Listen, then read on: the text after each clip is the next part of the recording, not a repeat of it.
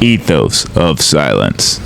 A veteran podcast aims to amplify the voices of veterans, creating a safe space for authentic conversations about their experiences, challenges, and triumphs. We seek to break the stigma surrounding mental health and foster community support, resilience, and understanding.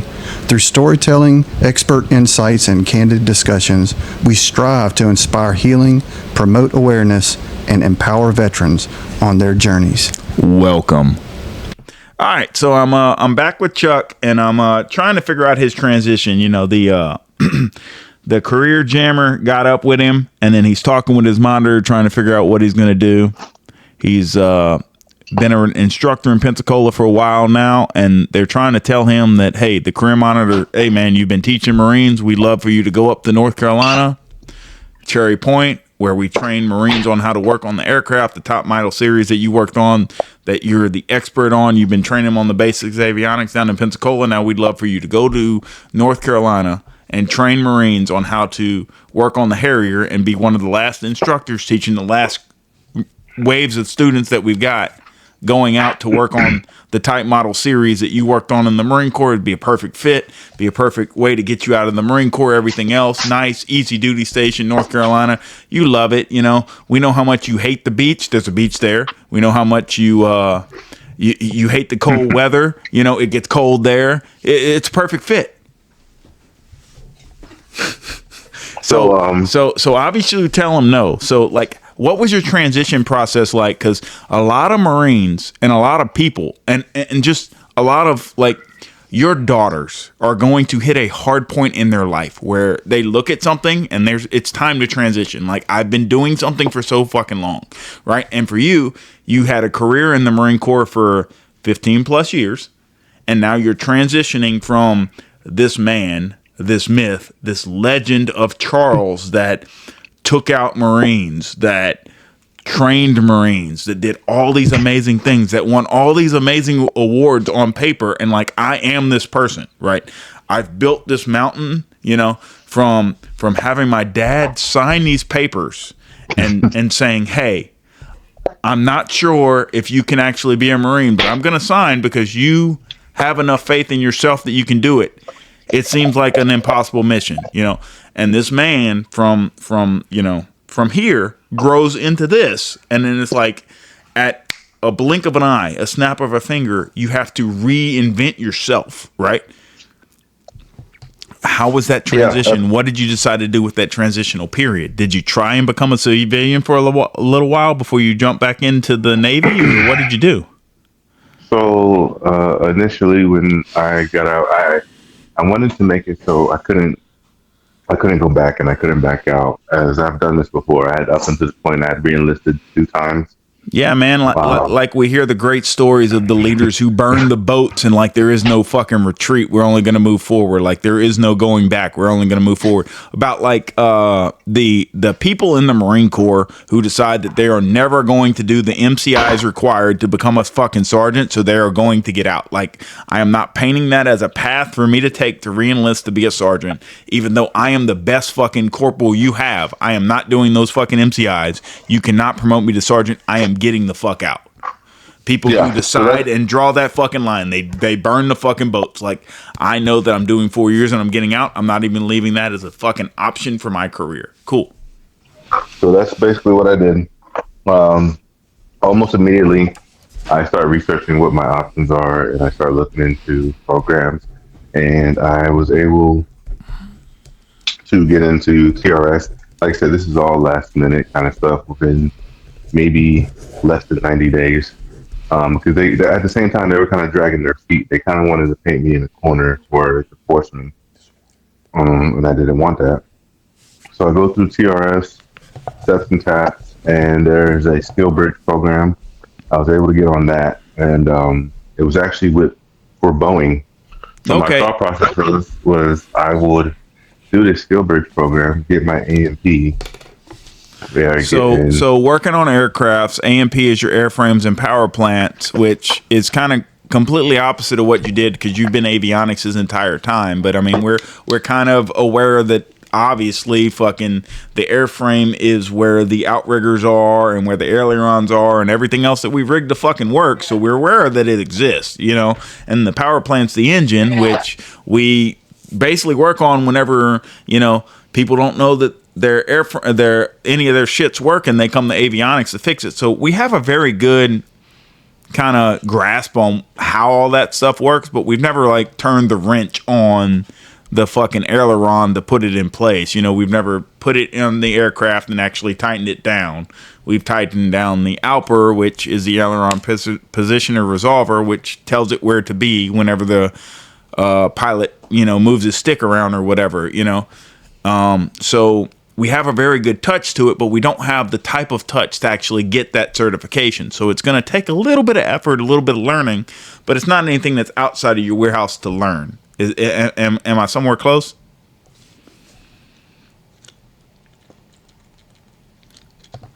Or not? Are we still here? Can you hear me?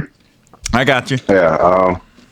You hit the head on the nail. Unfortunately, the way, and I learned this through, you know, pure pain.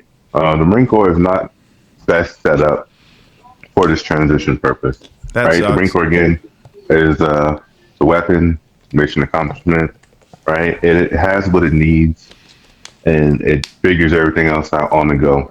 Okay. This is completely different from the Air Force. So when I was going through the skill bridge program, my Air Force counterparts were miles ahead of me. Even though I had more years and I had worked on more systems than that, what the Air Force does is they look at their jobs, they look at say, okay, we want this task, and they go out and they find the exact civilian counterpart to this specific job, and then they do that specific job. That's what they do. So when they get out, they have been doing these specific jobs the same exact way that their civilian counterparts do these jobs. So it's like second nature to them. So a lot of the civilian terms that I was learning in the skill bridge program was just, you know, the lingo to them, because they used it during their entire time in the Air Force. Where the Marine Corps calls the flashlight a moonbeam, you know, in the Air Force it's just a flashlight, you know, because again, civilians call it a flashlight, not a moonbeam. Yeah, so, but you know, if you'd listen to any of my other private podcasts, you know, the Marine Corps simplified stuff down to a level that you just press the fucking believe button with and turns your mind into mush to make you press the believe button and move forward, because you understand there's more pain without pressing the believe button. So I don't see a way that the Marine Corps changes to make that transition any better. But I understand what you're saying, and the fact of being a Marine gives you the determination to, hey, look, this Air Force cat is not fucking better than me. He might know the terminology a little better than me right now, but, you know, give me, you know, just a second to realize that this isn't actually a beam from the moon in my hand, even though the Marine Corps taught me that this is a beam from the moon, and I put batteries in it, and it gives me moonlight, and I am now Moon Knight because I have a moonlight. Yeah, so it's one of those things. Like I said, there was a learning curve, and it didn't take me long. But after I completed my skill bridge program, I got my GenFam, which is General Familiarization for Boeing 737, and my thought process was, okay, now I'm gonna go work on Boeing planes. So, that whole determination, this is where the whole Marine Corps comes in. I hit the ground running. I literally right before I leave Pensacola, maybe like the day before, I'm sending out resumes a bunch of different places, and I get hired by this place called HACO. HACO's out in Lake City, which is about an hour from Jacksonville. So I get to Jacksonville. I have to drive an hour every single day, and I say, okay, this isn't doable. That's not Marine Corps lingo. You don't get to. You don't have to. You get to. You get rewarded with the fact that there's a job only an hour away every day to go to and work for 12 hours and then drive back, which means that you've only used 14 hours of your day. So if you sleep your 8 hours, you can show up back to work I don't know how this works. Marine Corps math: eat a crayon or two, and you get extra hours. You know, if you eat a crayon on the drive, you get extra sleep. I don't know. Yeah. Maybe you buy a Tesla and it drives for you while you sleep on the way to work. No. So what I ended up doing, I made a 10-month plan. I said, hey, in 10 months, I started asking, hey, what do I got to do to be a lead? So at this time, I'm making $26 an hour, and it's just not doable. Hold on. You're making $26 an hour. What year is this? So we can tell you how far underpaid you are. As I don't even want to call this actual American. Like, is that an American company that's paying you $26 an hour? It sounds like you're working in Mexico, my buddy. So it was Hayco, Lake City. It's 2023. I'm making $26 an hour. They capped my experience. So because all my experience at the time was military and they were civilian, they capped my experience. Had they gave me the full 15 years, I would have been in the higher 30s. So I realized I'm doing work at a drastic discount. I give myself, I say, hey, 10 months, I gotta get where I need to be, some kind of management position. So I ended up calling Boeing and said, hey, I want to come work with you. And the first thing they told me was, hey, great, you have military experience, but you have no big body planes, right? You work on fighter jets your whole career. So I said, okay, I do my 10 months at Hayco. I go to Hayco management and I said, hey, I want to get promoted. And they said, no, it's only been 10 months. And we're kind of used to the fast pace. 10 months is a long time in the military. It's not so long in the civilian. They're talking about, well, maybe if you're here for, 2 or 3 years, then we can talk about it. I said, that's not good.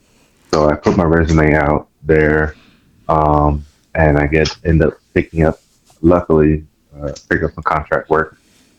And I ended up getting through a contracting house eventually. Had a couple shaky months, but I get some steady work. And I ended up going to $34 $32 an hour. Yeah, from 26 to 34, man. That's a hell of a raise right there. $8. And they were 20 minutes away. Okay. No, that's a hell of a raise with only a 20-minute drive versus an hour drive. You done cut your drive by what's that, a fifth? Yeah, I mean, you by a third, anyways. But we don't math. I didn't do that math. How dare we do math? Math for Marines. Mm-hmm. Bomb go boom. Crayon tastes good. Math for Marines. So I'm working there, and I should have gave myself again 10 months, and I want to find myself in a leadership position because at this point in time. So what's the deal with the number 10? Do Marines like the number 10? Is it a 1 and a 0? So it's like the Matrix, ones and zeros or some shit? I mean, what's the deal with 10? Look, we got. Actually, you told me 10. We were having a conversation once, and I'm surprised you remember telling this. Me you got 10 months when you first show up. You got 10 months to establish stuff. Learn your job, do what you got to do, because you got to be already trying to move on to the next thing. So, I told you what? I told you this is a fast-paced environment. We go to war, we win stuff. We establish ourselves very quick. We're Marines. We walk in, we evaluate the situation, we establish ourselves as irreplaceable, and then we walk in and tell them we want more responsibility because we're already handling the responsibilities of that more. We already know what it is before we ever ask them. That way, when we go in, we ask for promotion, we ask for anything else, we already know how to do that. We've already been doing that. If we disappear tomorrow, you would see a void in that department. And if they tell you they don't, be okay, good. I'll be on vacation for the next week and see how much you miss me. Yeah, I mean,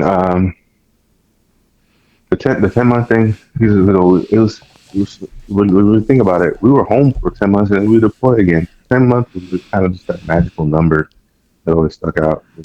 You kind of, instilled that in me, and then looking around in my life, every 10 months I was going somewhere. So I did Flight Star, and I'm working for Flight Star for 10 months.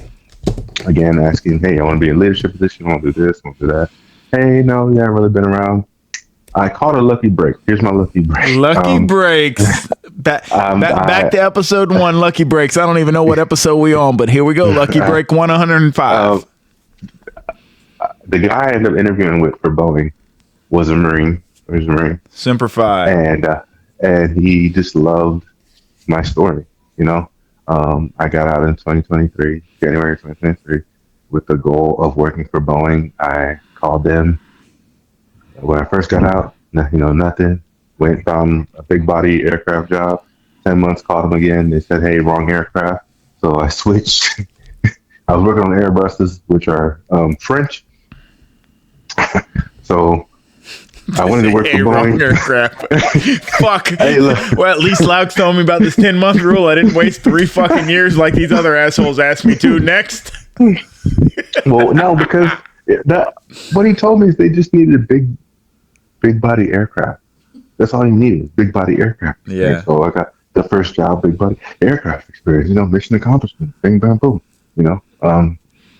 So anyway, So we learned from that to ask follow-up questions. I'm sorry I didn't teach you to ask a follow-up question. My bad, dog. Very real simple Marine. That's what I am. Real simple. But anyway, I ended up getting a job, get in there, and 10 months, found myself in a leadership position. Yeah. So the transition thing, I think the best thing about the Marine Corps for me, other than, like I said, the people, was the set determination that you get, that whole dealing with adversity. Like, my hardest and worst days were in the Marine Corps, and my best days were in the Marine Corps. That's it. So I think anything that I deal with now, while at times it does suck and it's just very overwhelming at times, it's still nowhere near as bad as some of the baddest days. And coincidentally, a lot of the times, it's never as good as those days. Yeah, personally, I've been going through quite the transition. Transition's very hard, stepping away from the Marine Corps, stepping away from the purpose, stepping away from the Marines that love you and look up to you and want to be you. And then the same thing with you having a role model and a goal to shoot for, and then being in a civilian world where everybody's out for themselves, right? And then I go back to the very principles of my family and my kids, and then it is very easy to get frustrated whenever you have a kid that just they're having a hard time not making a bunch of noise, and you tie back in and you're frustrated with them, but then you think back to all the things, like I dealt with somebody who pulled a gun and had to wear pink coveralls out in the middle of the desert in Maricopa County, over and over again, and dealing with the fact that one of my Marines pawned another one of my Marines shit to get him out of jail, and then the fact that the Marine Corps overrides the fact that this guy getting bail and leaves him out in the desert so he can learn a lesson after somebody else already pawned all his shit. What a lesson to learn. On top of the fact that they left him in jail so his car's impound for an extra day. And then dealing with all the repercussions of everything that trickles down from that. And like my daughter throwing a fit in front of me is nothing in comparison to what I've dealt with. So it's very easy to just step back, take a breath, and laugh. And she's losing her fucking mind, and I'm just laughing in her face. And to her, it probably seems insane that I can laugh in her face while she's losing her mind. And to me, it's like I've dealt with so much shit that this is a drop in the bucket, and there'll be a million drops in the bucket after this, and the bucket will be completely full, and then I can just take a drink from the bucket, and the bucket will be fine. The world will continue to spin despite everything that's going on. And the Marine Corps has given me such a level of confidence that I know where I am. So whatever happens doesn't really matter. And I'm glad for that. Yeah, I think lo and behold, like while I will never, if staff sergeant trials, let's say 2016, that Sergeant Charles, that was 2016 Sergeant Charles was my peak. I'm grateful for it. Though I will also say I haven't fallen all the way down the mountain, right? What do you think, reaching back to 2016, Sergeant Charles running the shop, what do you think was the most inspirational thing you did for any of your Marines at the time, or anything that they would actually fucking remember? Was there a deployment that something happened that you pulled everybody together and had a fucking speech? Or like, it's your Independence Day moment as Will fucking Smith, you know? I mean, back to Philadelphia, where you were born and raised, on the playground where you spent most of your days, you know, and now you're in Independence Day and you're giving this fucking speech before everybody goes out and fights the fucking aliens, you know, like Will Smith, he's you know, you've lived that life, you know. Is there any speech, anything that you said to your Marines that just like inspired them to move on, or anything that I said that was inspirational, that kind of something that you always reach back down into and was like, look, I'm in a combat zone now, but this asshole told me this one time and I really wanted to slap this little white kid and throw him up against the cage because we're playing basketball and he's fucking with me the whole goddamn time. And I keep throwing an elbow into him and he keeps saying the same dumbass shit about me being in the middle over and over again. And I keep throwing elbows into him and he keeps talking shit every time I throw an elbow into him. And we keep doing it over and over again. You know, is there anything that you just reach back to and know? Because I know for PT, you know, we'd work a 13, 14-hour night. Then we go out there and we'd play softball, or we go out there and we play basketball, and we play against other departments, and we'd have a good time, just drinking, having a good time. Because you know what? If we're fucked up on a Friday, they can't have us come in on a Friday night. It was the basketball games that I missed.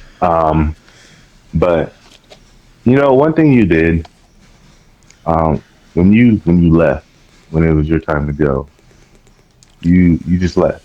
You didn't make no big fanfare about it.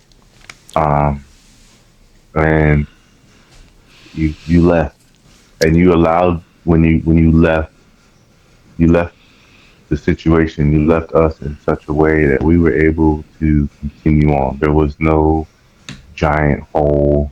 There was no dip in the performance. You had set us up to where me and the Deuce and all the other individuals that were underneath you could continue to move forward. Yeah, dog. When I left in 2016, I did the same thing. I left quietly, and I have the video from the last 2 minutes of me being there. And as I remember, as I was leaving the shop, it almost like I didn't exist anymore, right? Like Sergeant Charles was just a name, and they were moving forward. My greatest accomplishment, for me anyway, whenever I left those Marines, they were able to continue and be successful. And you would have never thought that Sergeant Charles ever existed, because there was no way that this shop would operate at this level if they lost somebody like that. Yeah. So because, like I said, because of everything you did, sacrifices, and I probably know better than most of your sacrifices, I and the Marines that came after you were able to operate at a level that we weren't operating at before you came. And we left. When you left, we were operating at a much higher level, much more efficiently. Isn't it crazy? Yeah, and that's my goal for anywhere that I go to now, is when I leave, that those that are left behind are operating at a higher level. Well, that sounds like an amazing note to just leave this final segment of your story off on, is the fact that leaving somebody operating at a higher level than you ever thought imaginable. But I mean, that's the story of the Marine Corps, right? We get better as each generation goes on, because you learn from me, you do what I did amazing, and then you what you think I didn't do good on, which you from an evaluation standpoint are in a perfect spot to do, and you've got multiple sergeants with these multiple feeds coming in, and then you're able to do what you do, evaluate how it's working, and for each different problem, there's an individual, unique solution. But I mean, that's a perfect note to lead it off on. I mean, iron sharpens iron. It's something the Marine Corps teaches us day in, day out, and we make everything better. Moving on. You got any final words of wisdom? I love you, brother. I'm going to go ahead and pick this up at another time, okay? I love you too, brother. Anytime. Take it easy. All right. Later. We now have a moment of silent prayer for those still in the battle, for our departed comrades, for those missing in action, and for those held as prisoners of war.